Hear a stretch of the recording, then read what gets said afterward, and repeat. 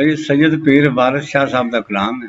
ਸਾਰਿਆਂ ਸ਼ਾਇਰਾਂ ਨੇ ਬੜੇ ਬੜੇ ਮੋਤੀ ਪਰੋਏ ਨੇ, ਵੱਧ ਤੋਂ ਵੱਧ ਗੱਲ ਲਿਖੀ ਹੈ, ਘੱਟ ਪੀਰ ਵਾਰਿਸ ਨੇ ਵੀ ਕੋਈ ਨਹੀਂ ਕੀਤੀ। ਜਿਹਨਾਂ ਆਪਣੀ ਸ਼ਾਇਰੀ ਦੇ ਲਿਖਿਆ ਹੈ, ਇਹ ਕੁਰਾਨ ਮਜੀਦ ਦੇ ਮੈਨੇ ਨਹੀਂ ਜਿਹੜੇ ਕੌਲ ਮੀ ਹੈ ਵਾਰਿਸ ਸ਼ਾਹ ਦੇ। ਅੱਗੇ ਇੱਕ ਜਗ੍ਹਾ ਬਿਆਨ ਕਰਦੇ ਨੇ, ਵਾਰਿਸ ਸ਼ਾਹ ਦਾ ਬੋਲਣਾ ਭੇਤ ਦੇ ਅੰਦਰ ਦਾਨਿਸ਼ਮੰਦ ਨੂੰ ਗੌਰ ਜ਼ਰੂਰ ਜਾ। ਜਿਵੇਂ ਅੱਗੇ ਵਾਰਿਸ ਸ਼ਾਹ ਨਾ ਦਬੀਏ ਮੋਤੀਆਂ ਨੂੰ ਫੁੱਲੇ ਅੱਗ ਦੇ ਵਿੱਚ ਨਾ ਸਾੜੀਏ। ਯਾਨੀ ਇਸ ਤਰ੍ਹਾਂ ਤੁਸੀਂ ਲਫ਼ਜ਼ ਵੇਖੋਗੇ ਵੱਧ ਤੋਂ ਵੱਧ ਹੀ ਨੇ।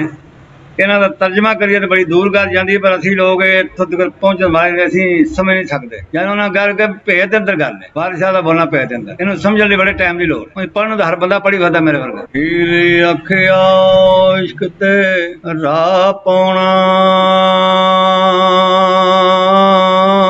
ਤੇ ਨਹੀਂ ਕੰਮ ਮਲਵਾਣਿਆ। ਓ ਕਾਜ਼ੀਆਂ ਦਾ ਇਸ ਇਸ਼ਕ ਮੈਦਾਨ ਦੇ ਕੁੱਠਿਆਂ ਨੂੰ ਤਵਾ ਮਿਲੇ ਸ਼ਹੀਦਾਂ ਦੇ ਗਾਜ਼ੀਆਂ ਦਾ।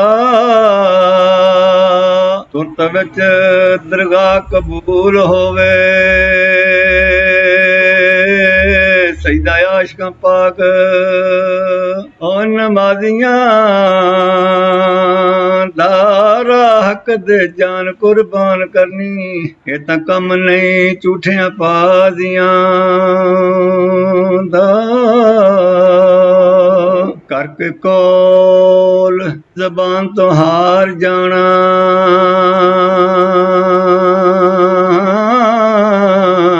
ਕੰਮ ਬੇਈਮਾਨਾ। ਧੋਖੇਬਾਜ਼ੀਆਂ ਦਾ ਇਸ਼ਕ ਸਿਰੇ ਜ਼ਾਤ ਖੁਦਾ ਦੀ ਦਾ। ਆਸ਼ਕ ਸ਼ਾਨ ਵੇਖਣ ਕਾਰ ਸਾਜ਼ੀਆਂ ਦਾ। ਰਾਂਝਾ ਨਾਲ ਈਮਾਨ ਕਬੂਲਿਆ ਮੈਂ